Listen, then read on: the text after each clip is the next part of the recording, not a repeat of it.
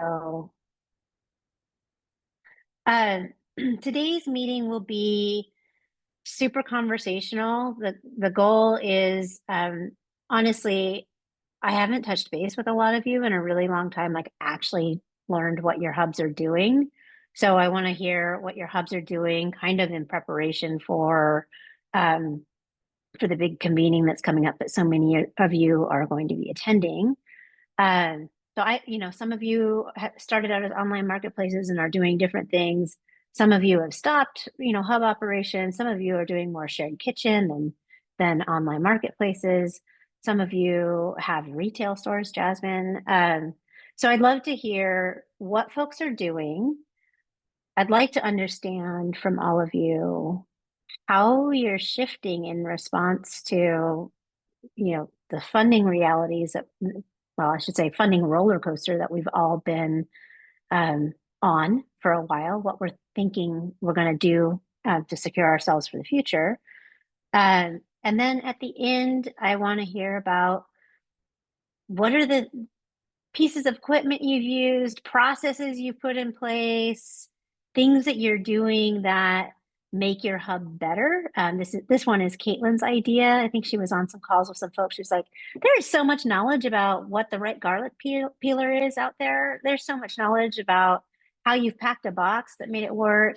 So I'd like to start spending some time on some of these meetings and activating some of our Google group, our email group with these are the cool things that we know because there's so many of us and we know a lot of things. So want to make sure that there's opportunities to surface that.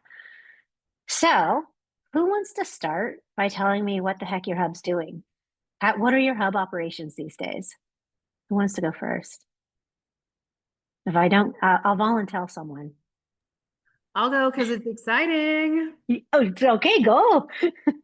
Well, I just hired Bobby again in a different role. So we finally got a specialty crop block grant so we can start like our physical food hub thing with like all the stuff we've talked about for years and like local food marketplace and a community CSA, not community, like a shared CSA and all the things. And so Bobby is my new food systems coordinator, and we'll be hiring a distribution coordinator soon too to like create routes or build these routes between producers and people that are already making these loops and stuff. So yeah, and I just talked to Oat about some workshops that we're gonna partner with and loop in on this whole project. And so yeah, our commercial kitchen is still going. It's rough life for commercial kitchens, I feel like. And I'm going to the shared kitchen workshop or shared kitchen summit the week after the OCFSN gathering to get some fresh ideas there. But yeah, we're like doing it. Yeah, you are doing a ton. Aaron and Bobby, welcome. Happy to see you again back in our circles. Could you tell me when you say what you mean by your food hub operations? Are you envisioning like the online marketplace where farmers are dropping off and you're putting it in a box or selling it retail a la carte, like several of the hubs that we have? Is that what you're meaning when you say that? Yeah, kind of, but we're actually doing an acquisition of our local farmers market because I'm the board president of it and it's really not it's not we've always had contractors as market staff and it's not Mhm. ideal. And it seems to fit in really well with what we're doing at Farm to School. And so I was like, I'm spending so much time of my workday working on farmers market stuff. And so we're doing that acquisition and really want to be able to provide a lot more for our local producers. And so the food hub, the whole front, Sydney, have you been to our commercial kitchen? I can't remember. I haven't seen the commercial kitchen. I've seen pictures of it, but I haven't actually seen it in person yet. So we have two sides and the whole front space of the main side. We just painted it and it's huge. Like that's where I am now. So it's kind of echoey, but like you can see. No, it is huge. Yeah. And so the kitchen's way back behind all of this. So this space is going to be like our food hub CSA distribution space where you know, producers bring all their stuff here, and hopefully we'll have like a retail space too. And we'll work on wholesale distribution and retail like the CSA, where, you know, we'll bring in these products from all the local farms and then put together I'm in Roseburg. We'll put together a CSA box with all the different farms in it. And then I really want to try, I've kind of asked a few different people about this, but I really want to use the kitchen and like offer incentives for vendors at the farmers market and for folks that are using the food hub, like working, you know, and have these contracts where when you sign your, you know, as part of your farmers market membership, you get 4 hours in the kitchen to try it out with like, and hope that that develops into like, now they're expanding their product line and they can make things, you know, maybe those 4 hours will inspire them to like, wow, I can make new products and reach new markets with these products that I can't make at home. And I don't want a kitchen at home. So it'll just hoping to really grow it. And then, over the last year, we've heard from a couple hospitals that want to do CSAs. Like we had one last spring that really wanted to, and I was like, you already missed the window for it, but we're trying to really target those folks because it's just really easy to like make 25 CSA boxes and drop them off at one hospital. So kind of want to target those larger groups of people for like the retail thing. And then, you know, that allows us to do more of the wholesale. Like schools this year have wanted to use us as a food hub where, you know, if they order 200 pounds of tomatoes, we can get them from multiple farms and then get them to the schools. That's awesome. It'll be for hospital staff. We do distribute produce to our local hospital. Occasionally we donate it to them through the LFPA for patients as they're exiting the hospital. And then the hospital buys gift certificates from our farmers market to give to patients as they're exiting that are like low income patients who have food insecurities. But we want to tie in with Veggie RX as well for the CSA so that they can just like use their Veggie RX, you know, make it really easy to just have your one-stop shop for your produce box each week with your Veggie RX program. Super cool. You've done a lot. I'm just glad Bobby's actually the one working on this because I have done a lot and just have not had the capacity to like move it forward, and she's all about it and super fast worker and just awesome. So glad she's here. Well, Bobby, I'd love to connect with you offline or, you know, on another call and learn what you need from us from the Food Hub Network so that we can make sure that you get what you need and get connected to the right folks.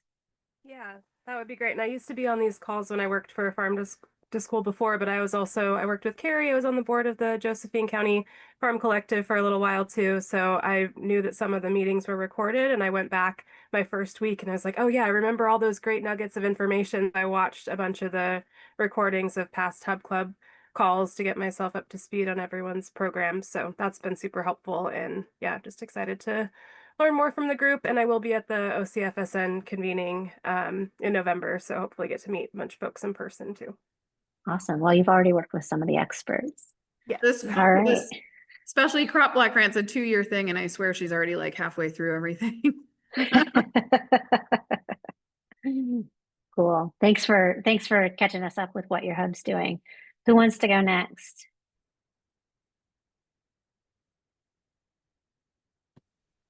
We can go. Rose, go for it. Yeah.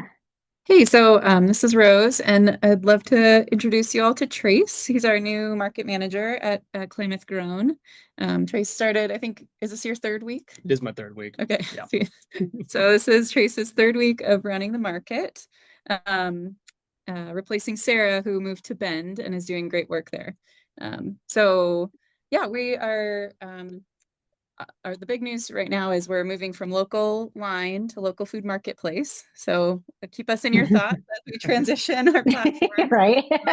Where you're filling out all those awesome like product spreadsheets of like every product we have on the I'll market. light a candle Um, for you. Thank you. Yeah. We're really excited for this transition though. We are putting together some Thanksgiving boxes this year. It's like a little collection of Thanksgiving foods. And so we're excited about that. We're getting some awesome chicken from Roseburg. Thanks, Erin. Why Not Farm is getting us some chicken because we haven't had any on the market in over a year from Klamath Basin. What else is going on? Trace has been Yeah. pretty excited about expanding in-person sales. Definitely. Yeah, I mean, as far as the area that we're in, we've really captured our market demographic as far as our online stuff goes. You know, I think we've had the same consistent like customers for a long Yeah. time.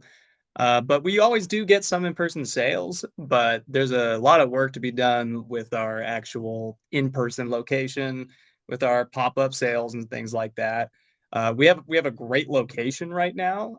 So once we get more developed in the LFM side of things, that'll free up a lot of our time to like further develop like our in-person location and see what we can do about getting more traffic that way more than just the online orders. So.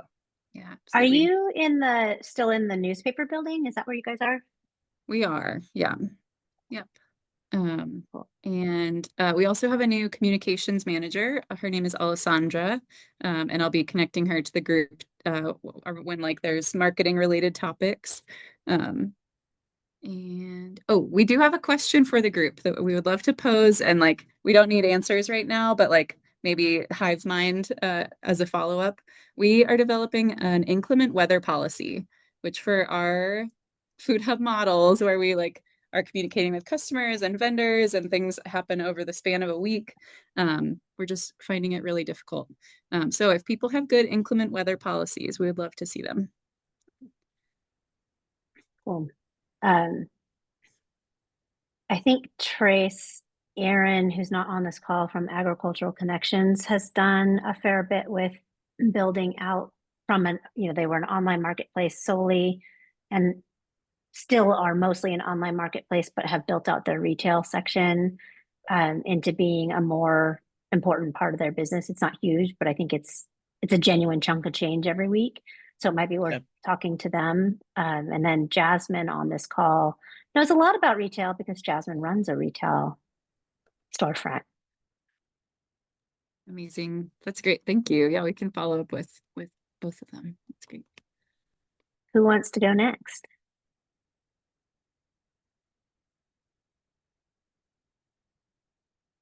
Well, Jasmine, you're on my mind, so you knew it was coming. All right. Hi everyone. Great to see you all. I missed last month because I was harvesting. So, yeah, feels like forever.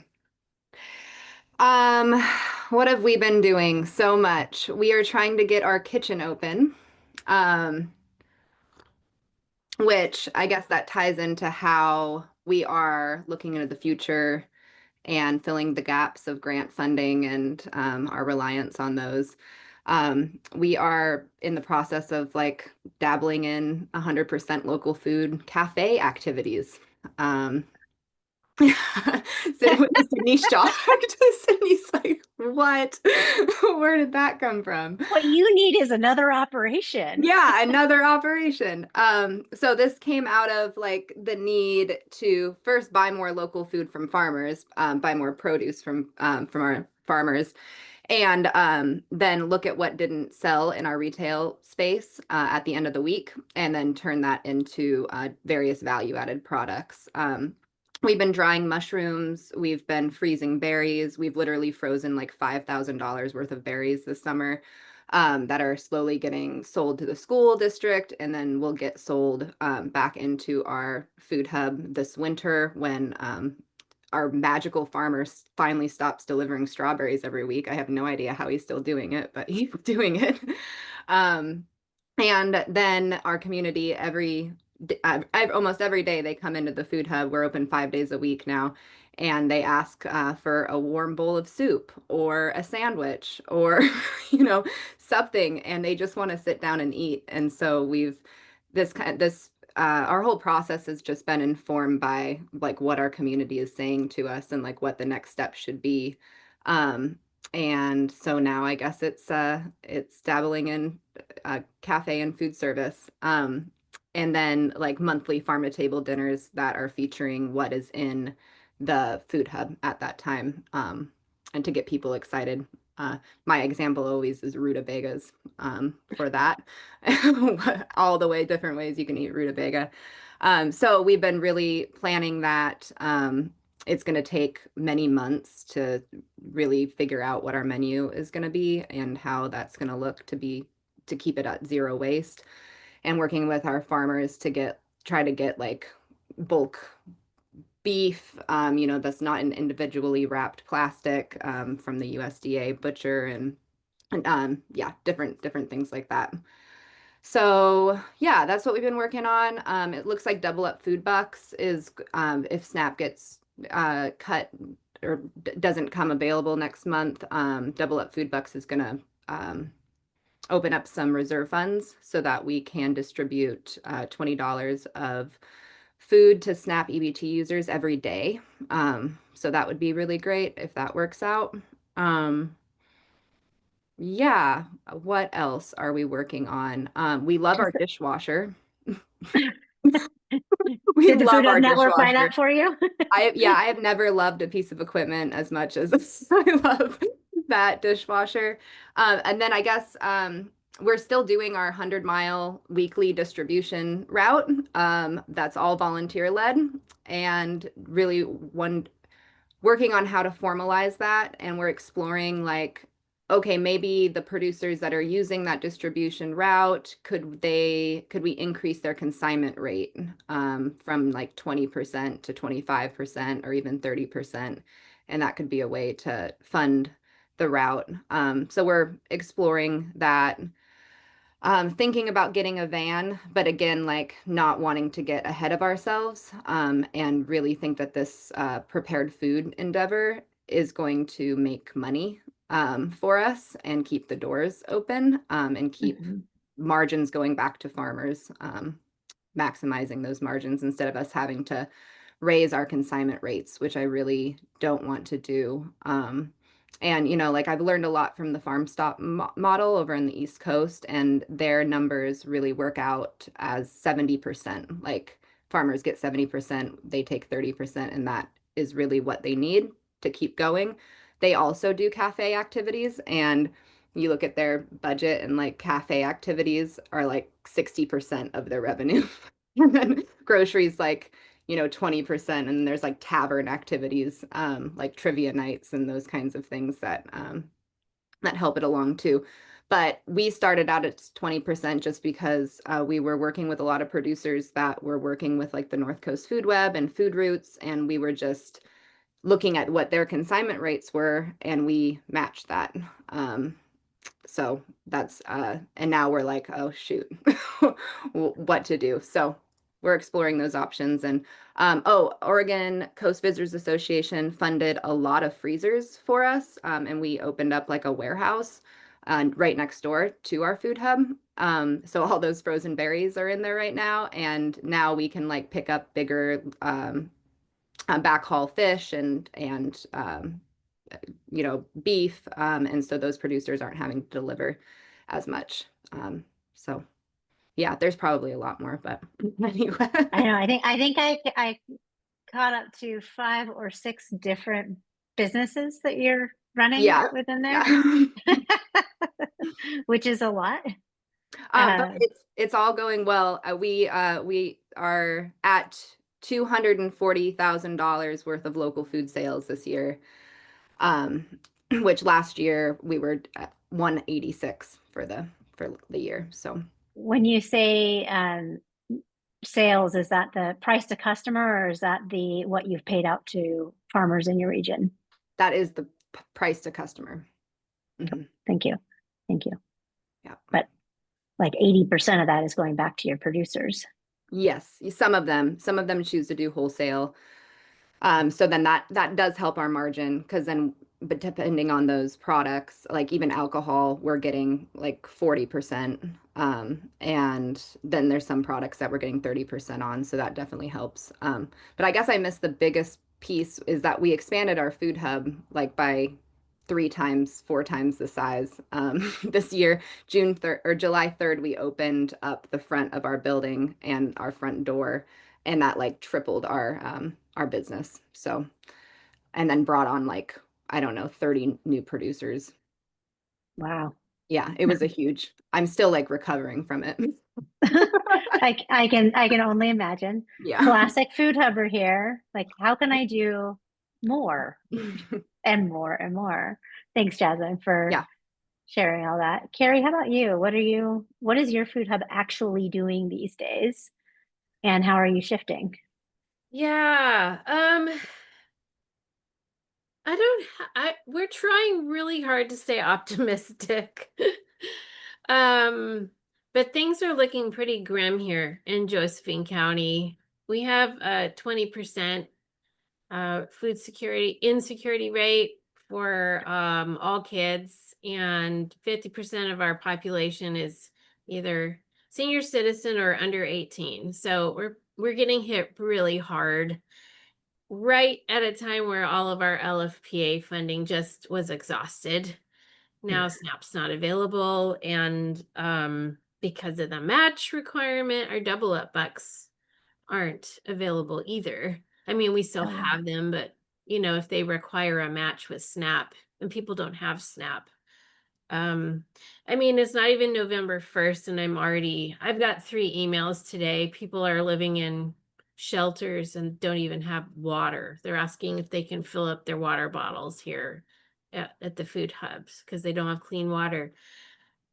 So it's kind of grim. My board and I were trying to celebrate because the last 2 years we've been really successful. Really, our growth has been tremendous.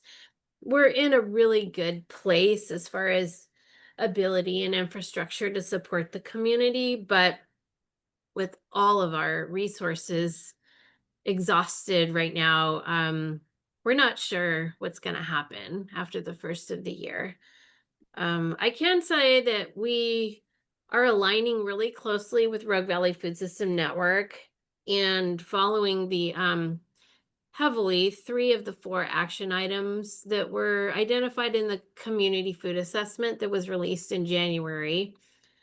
I'm sure you'll hear those from Allison if you haven't already, but a lot of our projects are aligning with those action plan goals. One is building a thriving food and farm economy. One is reducing food waste. And the third one is increasing access to food. So that has kind of driven a lot of our projects. So our kitchen, which is now called Harvest Community Kitchen, is available for lease, and I think we have all the resources necessary to move forward leasing it. But we have been using it a lot this year ourselves. In our efforts to reduce waste, we have processed almost everything that we didn't sell. So some of that then is going to institutions. We're discovering that there's a pretty high demand for some of our schools to purchase it already processed. And I'll give you some examples.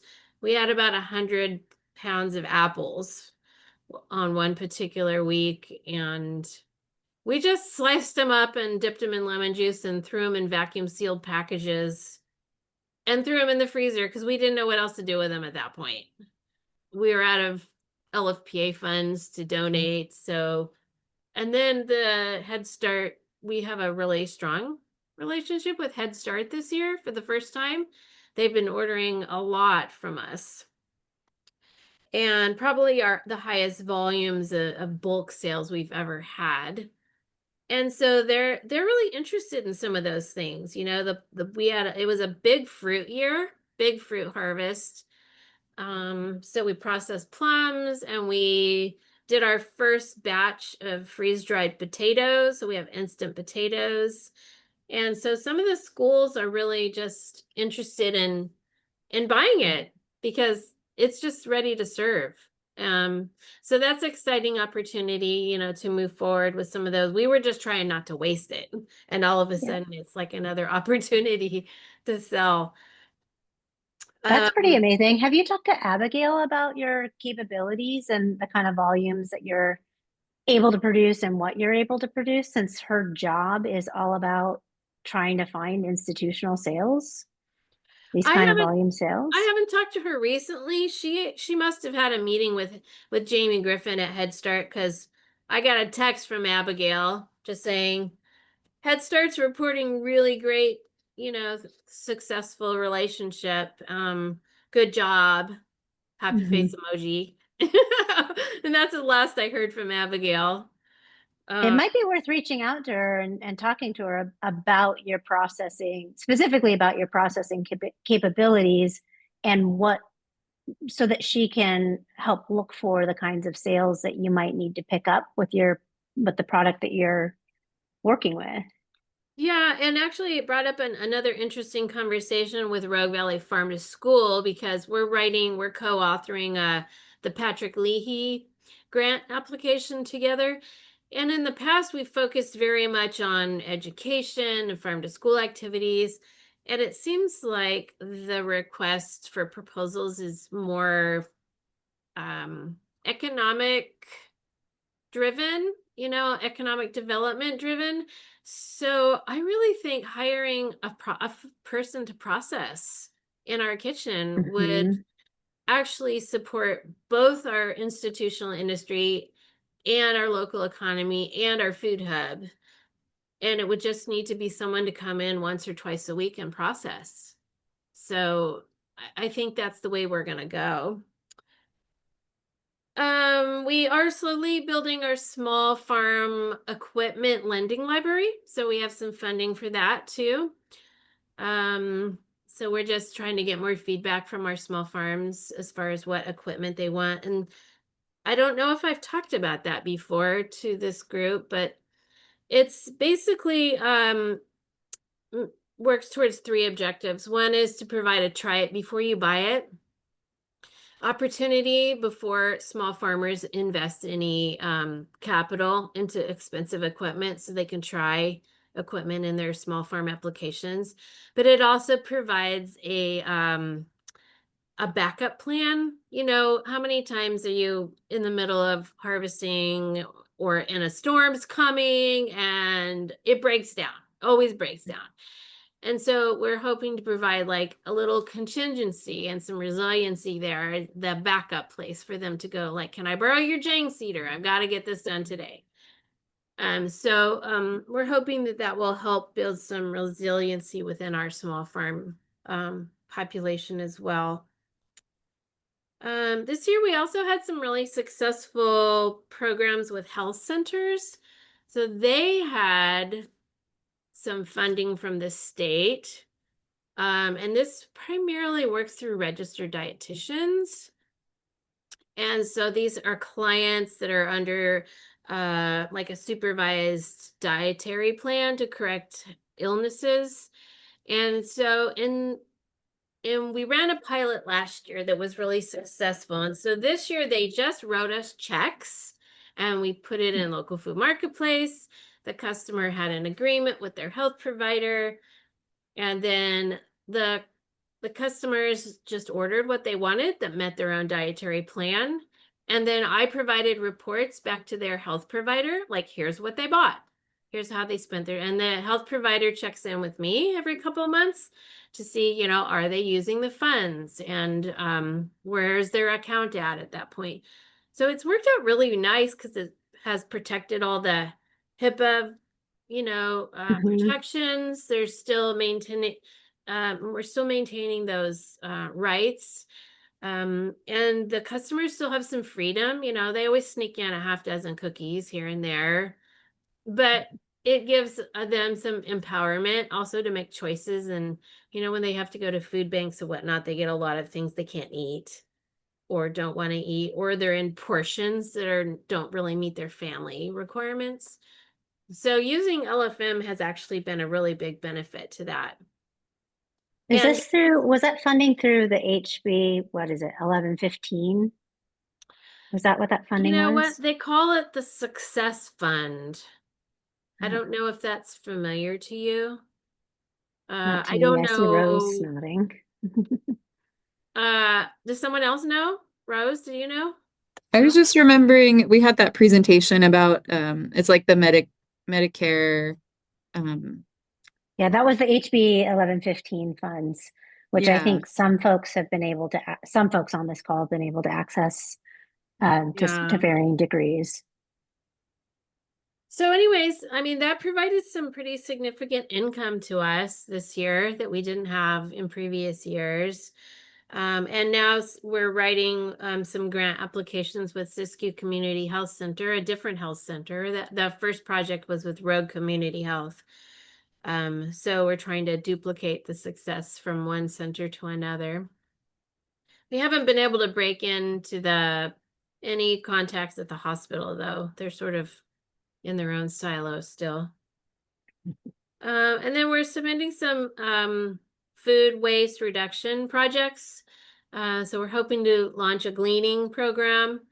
And this is really in an effort to reduce food waste and increase food for our food bank donations. We're even bringing in a food bank barrel this week because our food bank does not even have enough food to fill the pantries. Pantries are calling us directly. We don't have food to fill the pantries. Like it's a desperate situation and we're just entering this new phase. So it's really concerning. Let's see, what else did I have?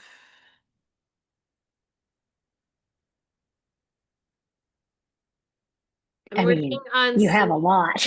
I know, we have a lot going on. Well, that kind of takes me to the next thing is I had some really severe health issues this summer and I reached a true point of burnout. So Oh, all of you Carrie. go-getters in this group, let me tell you, it hits you hard. So, yeah, I'm working on scenario budgets, which I learned at an Nonprofit Association of Oregon Oh, good. Good. work conference I went to. And so our board will have to make some hard decisions at the next meeting. But that and our brand new freezer is broken because we have so many power outages here. We've had 23 power outages since March 1st. And that's all because of Pacific Power's utility improvement project out here. And it just blew the controller on our freezer. So that's down right now. So Oh, if you wow. haven't, if any of you have new freezers, go get those surge protectors for RVs. I learned they put them on RVs. And we rented a generator twice, and that is what killed the freezer. Finally, it blew the controller out. They said never put them on generators, which unless you have like industrial size, like for a hospital, is what they told us, which we don't have. We bought like a 14 kilowatt, one that rolls around. So Wow. anyways, Who's who, from my own knowledge, who's the technician that you worked with on sorting out what the problem was? I'd love to talk to whoever about what you can do to solve the problem of you live in a place that has poor power reliability. You need backup power. yeah. What can you actually do? Well, what I Because that's learned is relevant for everyone here. I know, and I don't want to get too far in the weeds here and derail the conversation, but what I learned is that I've learned a lot about electricity. Hmm. The amps that are required by any large appliance is called a running amp. And when those compressors are like recharging or just starting up, they use 3 times that amount of amperage. Hmm. So when you put it on like a generator, you need to have the amperage to support 3 times the running amp just to keep that So compressor. you needed a bigger generator. Yeah. Your generator wasn't sized properly unbeknownst to you, to your actual piece of equipment. And so that Yeah. that caused some surges and fluctuations that damaged your controller. Yep, it did. Okay. And I'll Let's leave it take at that that. note. That's a good note to have. Learn from my mistakes. Ugh, sorry that you had that happen. That sounds like rough. And I'm sorry that you had a burnout experience. Also sounds rough. I'm ready for a break. I bet. I bet. All right. Kiara, since you're off camera, do you want to tell us what your hub is actually doing these days? What are we trying to. actually doing? Yeah, hi. Well, because things Um, change. Things change. Like, listen to all this. Everything's so changed. much. Well, my first big announcement is we brought on a new team member, Haley, who's joining us today and just getting acquainted with the group. So Hi, welcome, Haley. I'm Haley. so glad to see you. She's coming Now on in that an we are in line. operations. Yeah. Yeah, she's like, Kiara, pick up after yourself. I'm like, okay. And she's coming on as a operations manager. So really kind of starting to dial in some on the ground day-to-day logistics. We'll be taking over some like program coordination, long list of things to slowly onboard her too. And I'm looking forward to just some more capacity to focus on like bigger issue things. And Carrie, what you're talking about, what was it? Scenario budgets. I'm like, that sounds like really useful. And yeah, the time to do things like that will be great. Yeah, I think our main updates is we have been really leaning into institutional sales programming this year, working with our friends at Kitchen Sink Strategies, which is a contract that was held through the Oregon Farm to Institution Collaborative and is continuing in some way. And yeah, just moving like really large volumes of fruit and vegetables into some mostly Portland area schools and corporate dining accounts, which is, you know, kind of it's presented some interesting like logistical problem solving of like the delivery sizes. Like it's high volume, but kind of like lower cost items. But you know, trying to figure out like how do we fit this all in like one truck and one route, and just really kind of needing to get into like the nitty gritty of making deliveries pencil, and making sure we're, you know, hitting like XYZ of the break even point.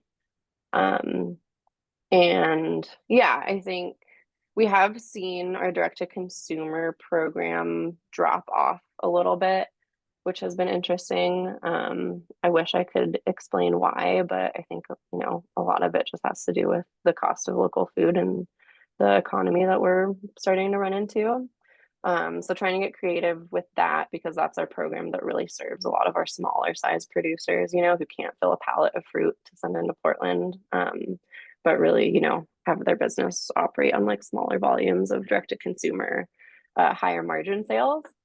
And so we've debuted a home delivery program this year with our van that the OCFSN grant got us.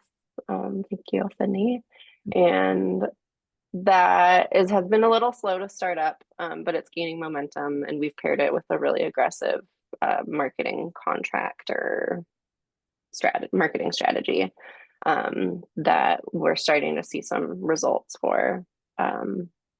But yeah, this whole year has been kind of a little bit of a transitional period for us, as we went from like one really substantial grant program to that leaving, and just trying to figure out, okay, how do we keep up with like farm sales and our operating costs, and yeah, really leaning into making money the old fashioned way by selling things and not relying on grants so much.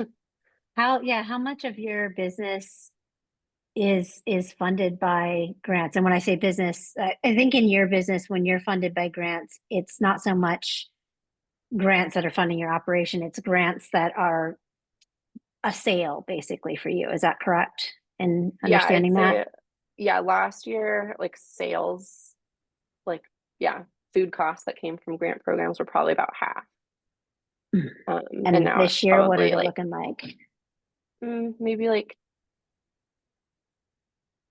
20% or less. Okay, so considerably So less. it's, yeah, considerably less. But yeah, less grant reporting today, which has been great, but That's its own positive. So yeah. are the institutional sales, is that what's kind of filling that gap? That's your new revenue stream, even though it probably has a lower margin for you?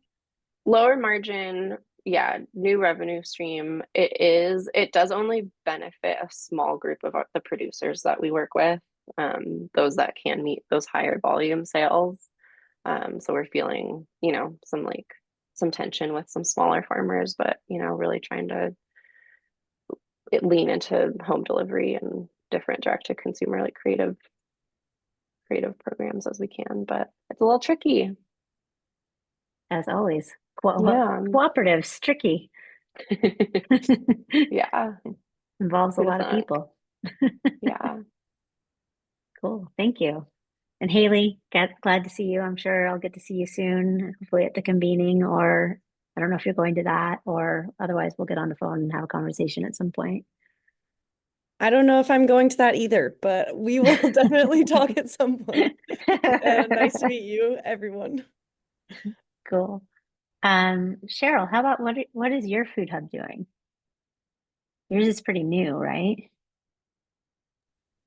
Yep, we're just at our first 3 months, finished month 3. Whoop whoop. So it was good. We did it's been growing small, but we have very dedicated shoppers, if that makes sense. We have like probably about 10 to 15 people that are like, this is my place to go shopping. Okay. And I was like, I need another 10 times that amount of people. Right. So we just reached our first $4,000 in sales, right? Just gave 3,000 of that to our members, or just over that, 3,000 to our vendors, which was, we were celebrating. We created that income. And I believe these people, like when we're asking where else were you shopping, like they really were intentionally saying, I'm going to buy from farmers. So they were rerouting dollars that they weren't buying locally and getting it through our platform, which that was just not an official survey, but I think that's when I talk to people, that's what they're doing. So that was pretty exciting. We was paid for our second year of local food marketplace through the grant we had, which got us going, because that's a chunk of change and we need to make more money than that to be able to pay for the monthly subscription, right? So that's okay. So we got some other partnerships that I'm expecting we're going to pick up a lot of people. Now you guys might think of this otherwise, but because your experience, I'm thinking we're going to pick up a lot of people now, because like at our farm we host a Tuesday market. That one's finishing today. Our other market's going to end on the way to Thanksgiving, and nothing happens in December. And so I'm seeing even today 3 people signed up on our platform. And I'm like, I think people are getting that, like, where do we get local food, right? And so we're hoping to scoop up a lot of people over these next food holidays. And that's been our messaging. And then going into the new year until the local market starts back up, the indoor market. So yeah, just brand new babies here and figuring it out. You'll laugh like I don't, nobody else is new enough, but like what do you pack? You guys probably remember this. Like, what do you pack the boxes actually in? And so when someone does an order, right? And so we came up with the idea, because I do a plant start CSA as well. So I have a lot of plant starts, like the plant trays. So they're about 10 by 20 long. So we clean them all up, we spray painted them to make them look pretty, and then those are what we're individually packing boxes on, are these plant trays. Just fun way to start, and then people come and get them. And then we have somebody who's doing bicycle delivery, although yeah, you can't insure bicycle delivery. Very interesting. Anybody who we run into insurance wise, we've only got a couple of quotes, but they won't even touch it with a 10-foot pole. It's very interesting. So we're like, if anybody has a lead on that, let me know. We're currently working through Country Financial, because that's where our farm has the insurance already. But the insurance they can give us if we're on a yacht and it's non-owned, it will cover our gatherings there on a yacht on some water thing. So I'm like, whatever. Can you just give us bicycle delivery? Anyways, so we've done just a few, probably a couple a week. People are enjoying getting and we're just working out those delivery things right now. So just be, think the max we had orders in a week was 15. So little bit by little You're bit. getting there. Yeah, we're You're getting there. yeah, writing out the checks to, figuring this out. Like, oh, I'm writing checks. Oh, if Stripe would work really well, if farmers would hook up with Stripe, that would be awesome. Like those sorts of things. So Yeah. yeah. We did a session on packing the boxes, which actually Kiara did one part of it, and then Aaron, who's not on the call today, did one part of it. I can't remember if I sent that to you already. I sent it to somebody recently. It may have been you, but if not, it's on our resource pages, and I can help you Okay. find the link if you're struggling to find it, so you can get some ideas on packing. And then for the insurance, it's a weird insurance. It's like merchant insurance or something like that. It's for the bicycle delivery. We have some relationships with Beeline Delivery, and they use this very specific insurance, and it's about when you unload a ship and then you load it onto something, a train or a truck or whatever, there's a specific insurance that covers that piece of travel between the ship and the train. And that's the insurance. I think it was called merchant insurance. So it's a different kind of insurance to cover bicycle. Great. That's awesome. I love it. That makes sense. Just random things that happen. So yeah, we're just getting, coverage, getting people involved, that sort of thing. So it's really fun to see. We're also currently running it underneath our farm, which isn't, we do weird things like this because we have a venue, and so we have all sorts of weird stuff that happens at our farm. So we figured we'll just throw it underneath that. And then we were looking out to see whether we need to do a separate LLC because that's what the insurance person was wanting. But I don't want to mess up our food stamps application right now because it's underneath our farm. So I don't want to touch that at all right now. So it's going to stay underneath our farm for a bit until something else comes out for SNAP and whatnot. I think Shelly from Lane County Bounty, who was on the call earlier, she was just listening, and I think she's dropped off. She had she started hers as part of her farm, and then I think she did end up separating the LLCs. Okay. Tracy's nodding, and I think you know that answer, don't you? Because it was complicating the books and all of that. So I would really look towards. It's going to be better for you to look towards separating those entities sooner, as soon as you can. Okay, good to know. Yeah, I will. And I know Shelly, I gave her a quick call at the beginning of the year saying, how silly are we? She was just taking a reality check. Did she say pretty silly, but okay, you should do it. But it was really inspiring to hear what they were doing on the last call about Fill Your Pantry and how they're all working together on that. So it was really neat to see how that all came together. So really neat. Okay, well, thanks so much. Thanks for cheering us on and getting food to the people. That's what we want. Getting food to the people. Jesse, do you want to tell me what your hub is doing specifically these days? You've had some changes over the last year as well, like what your specific food hubby activities are. Hi. Thanks, Sydney. So we are still focusing now. We have been through a lot of changes. We lost our kitchen program, and our kitchen program manager as well.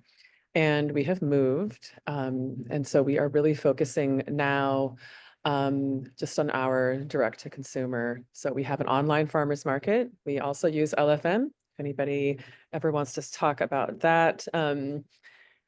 Carrie, I sent you a little chat about talking about how I would love to talk with you about our gleaning program. And we actually get funds through LFM. We have something through there that kind of builds up a fund in there that then we can use for gleaning. So really, we have our online market. We're working slowly toward doing retail within the same space that we are doing all of our operations. That's kind of a slow thing, but we would like to, our producers especially would really like us, they would like to be selling more. So we're really focused on our producers and how we can sell more food for them.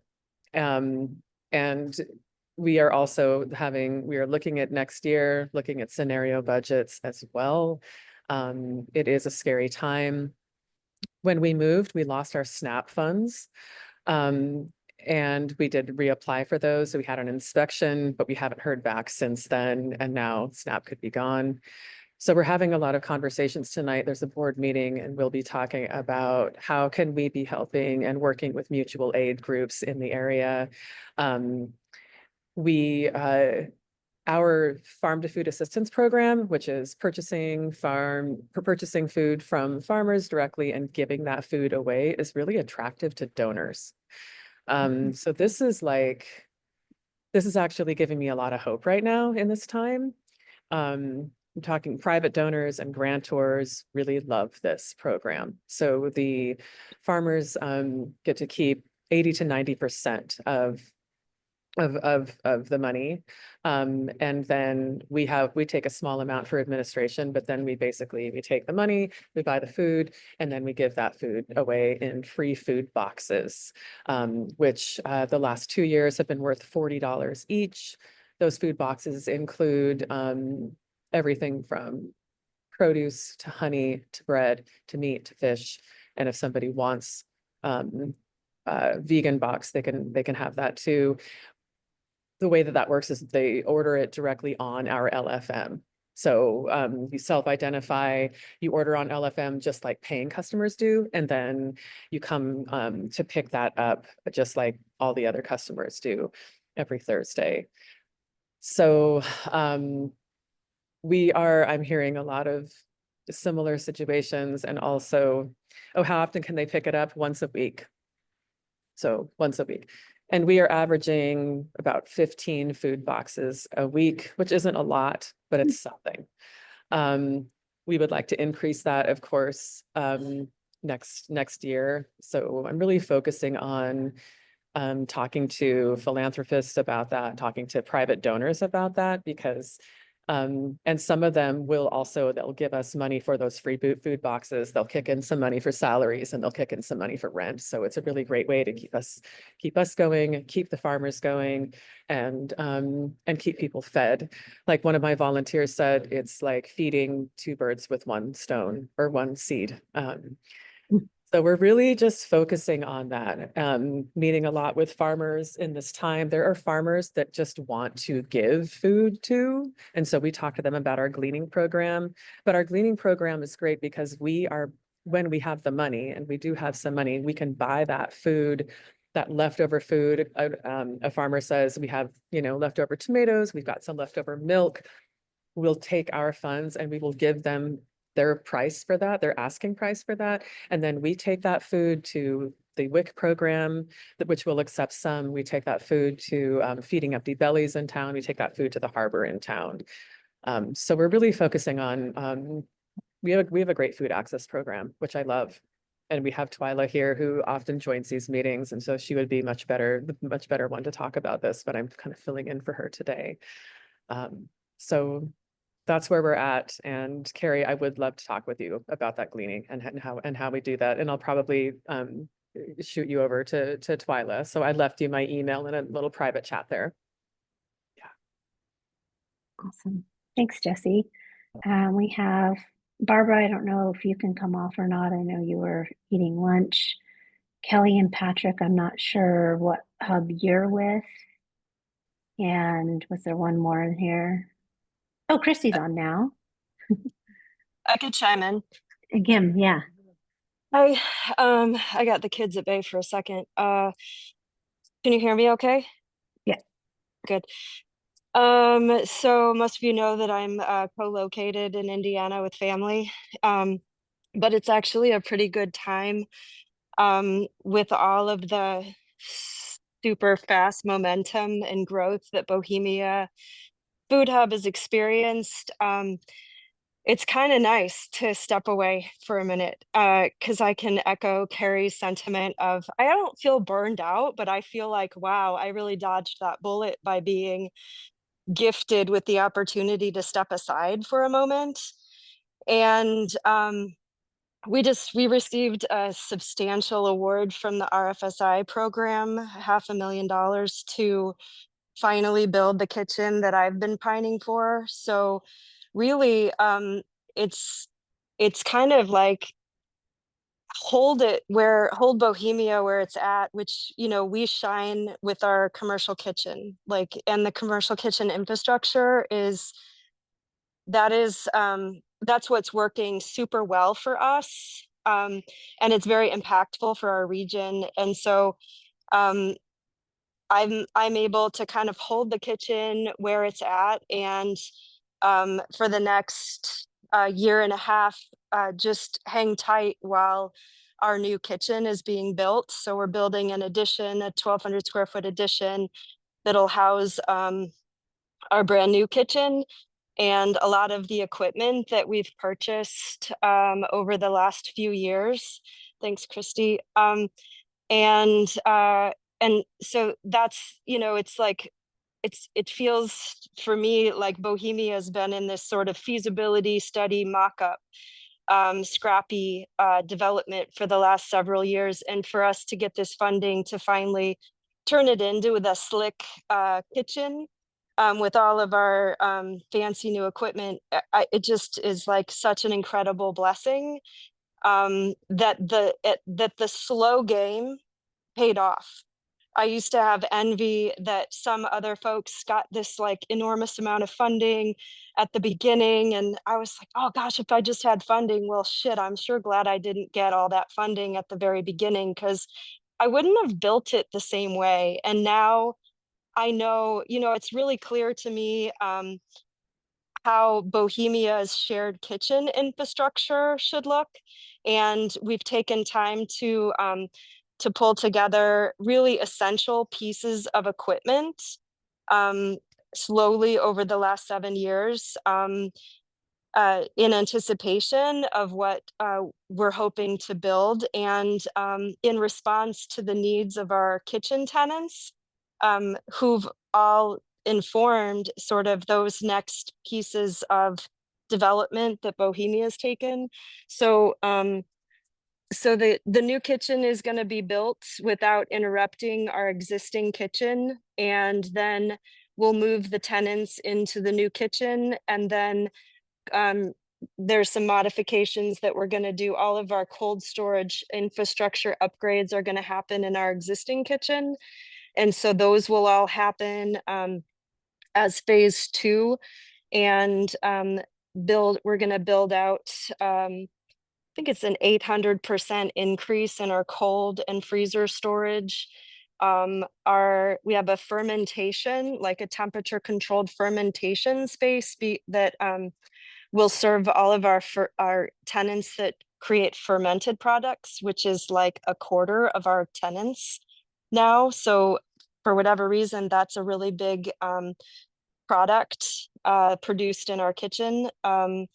And then we'll have a dedicated space for our fancy commercial dehydrator. We'll have a dedicated space for bottling, and our batch sterilizer will go there. That's a really significant addition to Bohemia's equipment repertoire. A batch sterilizer, for those of you that might not know, it's a piece of equipment that will sterilize up to 400 bottles at one time with steam, and it will also pasteurize a product. So if you have, say, a salsa and you want to throw it through the steel, you'll have a shelf stable jarred product. So it was informed by 2 of our tenants. Like, that piece of equipment was identified by Pink Wagon Foods. They do pickled onions in our kitchen, and specifically for sterilizing jars, which 3 of our tenants spend a ridiculous amount of time. Annie Wildfire Elixirs 7 hours a week sterilizing bottles in the current analog way. And so it's really exciting that we have these pieces of equipment that we're going to be able to roll out on the other side of this infrastructure upgrade. When we're done, we'll have 7 zones in our kitchen, which means that 7 different producers can operate at one time. and we'll have enough storage capacity to hopefully not outgrow those storage needs of our consumers. We'll have palletized storage in on 3 decks in our cold storage and freezer, and also in our dry storage. So that's been my biggest bottleneck in the kitchen, is being able to accommodate all of the storage needs for mid-scale producers. So that it just feels like a dream come true. And it also, it's a good time for me to be in Indiana while this is all happening, because it's just been all planned for years, and now it's happening. I have an operations manager and a facilities engineer that are boots on the ground right now, and that's been key. The facilities engineer I never knew I needed that until I had it, but he keeps all of the equipment running smoothly, does regular maintenance, troubleshoots anything that comes up, and he's a dreamboat in that he's just on call. So if anything should happen at any hour, he responds, and that's been really valuable, especially as I am no longer there, like constantly to troubleshoot 3 blocks away. Our I mean, that the is a lot, Kim. it's cool. It's cool. And Yes. I think the other big thing that it's doing, it's setting the stage for Bohemia to either I actually like option B better, but A is to be able to offer co-packing services, or B, to bring on a client that actually uses our facility for co-packing. So we're working with somebody that I will not name right now, but it's pretty exciting to think about somebody stepping in and being the co-packer that utilizes Bohemia's real snazzy equipment to create value-added products for farmers. So one way or another, it's setting the stage for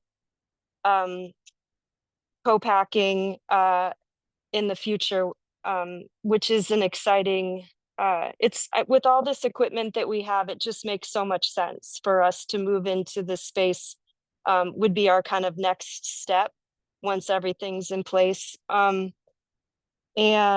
the store is slow. We ran out of money.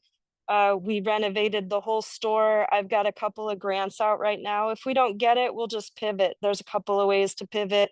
The storefront is available for pop-ups right now, and we're starting to formalize our bakery incubator and storefront space. And so we have this professional commercial bakery space, and people are starting to hear about it, and I can't keep them away. So it was a big win for Bohemia to develop a baking space. And what is, I think, an essential component piece for that is a retail storefront for bakers to sell their products at, because it's one thing to bake things, but then you need a place to sell it. So I'm really excited about the earned income potential from that endeavor. And I think maybe 2 years down the road, I'm kind of seeing a time when Bohemia is far less reliant on grants because of these infrastructure build outs that are going to allow for some more earned income potential for Bohemia as a nonprofit.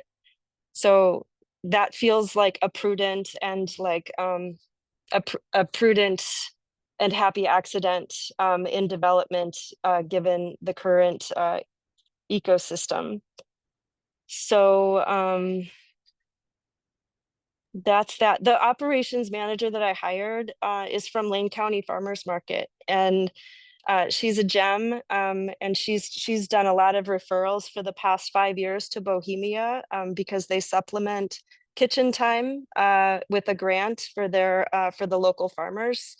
And so it feels like a dreamy addition to Bohemia to have somebody that is so in touch with all the local farmers in particular. Oh, That's awesome. forklift. Business builder grant, thank you very much. We finally got the right forklift. I think I've told you guys a lot that I think I bought three of the wrong forklifts. So I know a lot about the right and the wrong forklift for the job.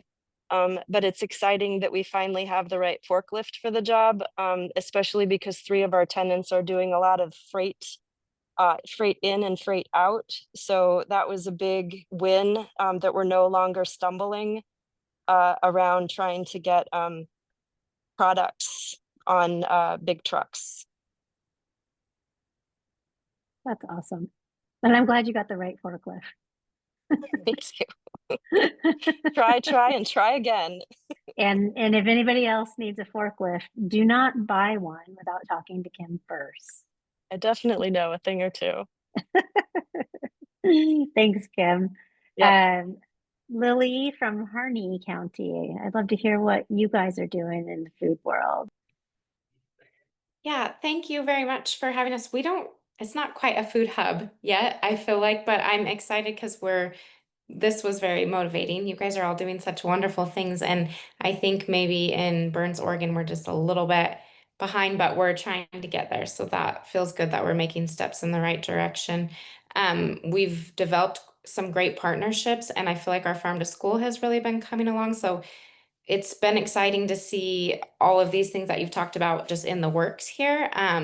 We have a really great working relationship with the tribe, so we're hoping to maybe someday have a commercial kitchen. So, and then we've also talked about trying to do like a true co-op or have some sort of an indoor mercantile. But I think I guess to share what we have been doing is just making some great partnerships and putting those building blocks there. We have a lot of great working relationships with the schools.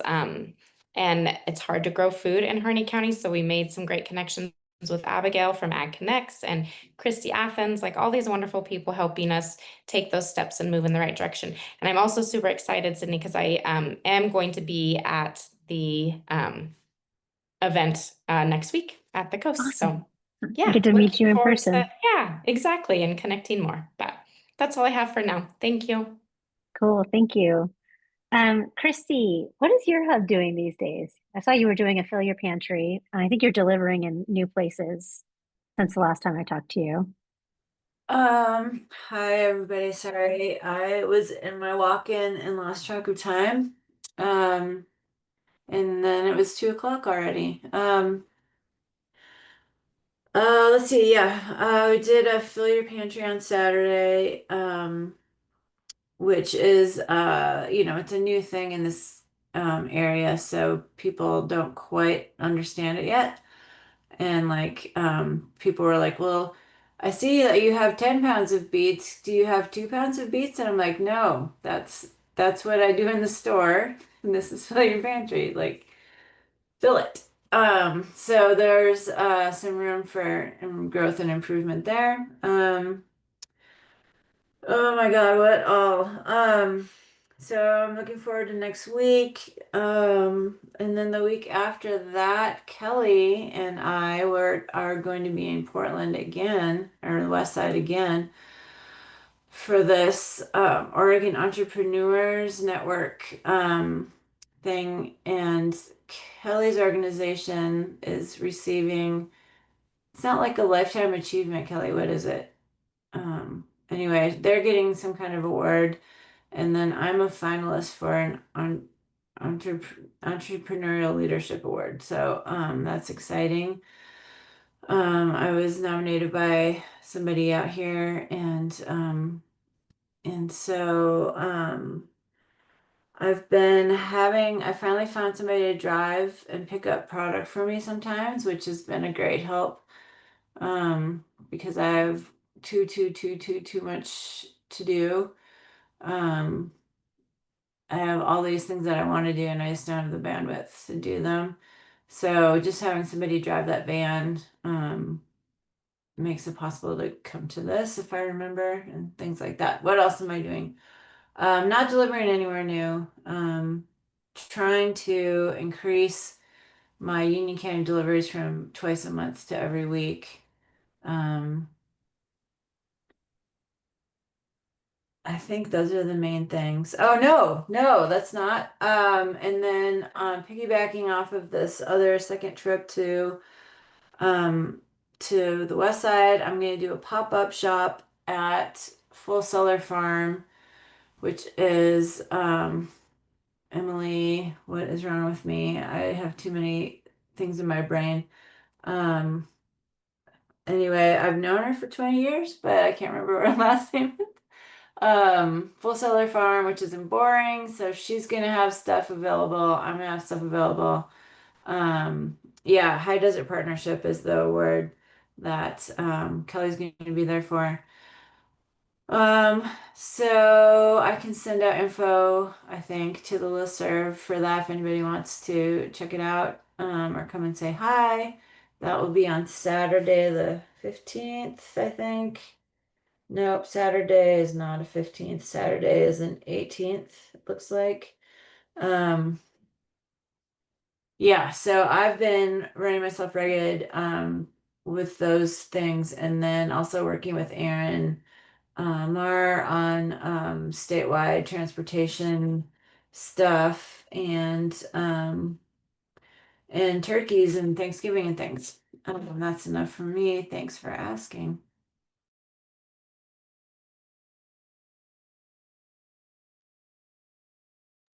Sydney, you're muted. You're muted, Sydney. Thank you. I have to do it at least once every meeting. Congrats on getting your first employee or regular contract worker, and getting some relief in your daily operation. That's pretty exciting. That's been a goal for a long time to get to a place. So congrats. Buck, I think it's good to see you. And I think you're the last one who hasn't told us what is happening in your hub these days, which I know you're not exactly the hub guy. That's really Farron now, right? Yeah, I'm a spoke in it, I guess. So You're spoken the hub. yeah, or a flat tire, one of the things. So I know Farron reached out to this group, the Oregon Food Hub, for our LFPA that we have for any, and I don't really appreciate their term, but their term, USDA's socially disadvantaged, and I think they X that out anyway, but any minority, women owned, veteran owned hubs that can provide food. We actually took over. We got funding ourselves, CRIFTIC, for our tribal members along the Columbia River on both sides of the river, and we also got we had to actually take over for two of our member tribes. Oregon, Warm Springs in Oregon, and then we also took over for the Nez Perce tribe because we got quite a bit of funds to spend through, and we got our extension to 2026. So, yeah, they're reaching out for that, and I can be linked in on that. Sydney's got my contact and Farron's, but I did see it went out through the food systems leadership. And I heard about and I joined late. I've got a lot of moving parts. But I just talked to my sister-in-law who runs our children and family services department and is talking about SNAP on our reservations. I see a lot of tribes are taking the initiative to take care of their own tribal members, coming up with funding and food drives and things for their people that are going to be impacted by SNAP, and actually from the furloughs from the government shutdown, because there's a lot of Bureau of Indian Affairs and other federal programs that people aren't working. So they're doing their own thing. She just told me that they are they're working on paperwork for us for the Umatilla res for people that are going to lose their funding. And actually, something that just came out, she just sent it to me, and I don't know if anybody else, and probably not because you're not dealing with the food distribution on Indian reservations for Dipper, as it's called. So there's the for tribal members, they can't receive both benefits. So they can't receive for Dipper and they can't receive SNAP. That's something the Native Farm Bill Coalition has really been advocating that they need to drop that. But anyway, FDIPR just came out and said that they are gonna drop that and gonna be able to allow some of that FDIPR money to be utilized for people that have lost SNAP, and that's pretty big. That's a big thing. It just came out. So from FNS, so that's really big for tribes and tribes that are losing those SNAP benefits. I think that's it as far as food hub stuff. I mean, we're working on our seafood school stuff that we actually want to try to get some more seafood into things. I heard that one of our tribal members is selling a species to schools, and we're thinking about maybe doing that species because it is a salmon, but it's a salmon that's its life ends at across from the Hood River and the federal hatcheries there. And I know that us as tribal members, sure, we want the bright orange, the $18 a pound fish or whatever, but I know that isn't always accessible to all people, and it's still a salmon, but it is and it still has protein. And we're actually thinking about working with I don't think Sarah's on here with Gorge Grown Food Network to actually target our migrant seasonal farm workers and the Latino communities because something for $1 a pound is a lot better than at $18 a pound or whatever, and it's still a salmon. And so that's something that I'm working on, kind of a long-term goal. That species won't be back in the river till next year, but it's something to give me range in. And then just some national things. I'm going to the local catch summit next week in Gulf Shores, Alabama, on their executive committee, and actually they're through the seafood school group. I think it was Maggie or somebody had talked about. She did some. I don't know if it was a sabbatical or an internship in Maine, and they got a really good farm to school or seafood to school program, and they're going to be attendees there in Gulf Shores, Alabama. So I want to talk to them and see how that program's flourished and see if it's something that we can instead of reinventing the wheel, replicate in Oregon and do that. And then last thing, Sydney, you had on a few months ago or whatever about seafood HACCP. And I actually put in a speaker proposal for the Intertribal Agricultural Council membership meeting to do cryptic salmon marketing and seafood HACCP, and I pulled the wool over their eyes and they accepted. So we're actually going to present on our history of our salmon marketing at Cryptic and our seafood HACCP that we've done for over 25 years and have had probably over 600 or 700 certificates distributed to our tribal members. So that's what I got going on. Thank you for the time. Yeah, I love how you say you're not really food hubbing, but you're doing a lot to move a lot of food. Well, thanks everyone for sharing what you're doing now. It's actually, I don't know if any of the rest of you were a little bit startled by how much people's operations have changed. There's been a lot of change in the last year or two around honestly a lot of expansion. And I know it's a really rough time and we're really feeling the pressure of that, end of October, November 1 deadline. But the amount of change and expansion and really good change and expansion that you've been able to accomplish in the last couple of years is, I mean, it's honestly awe-inspiring and it's so creative and innovative. And this helps me understand what kind of technical assistance, what kind of resources we need to be looking as a hub network to develop in the coming years.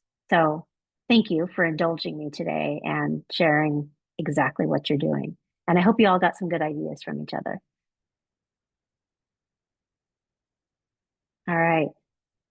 Unless we have anything else we want to bring up on this call, I'm going to let y'all go a few minutes early, and I'll see a bunch of you in a week or so.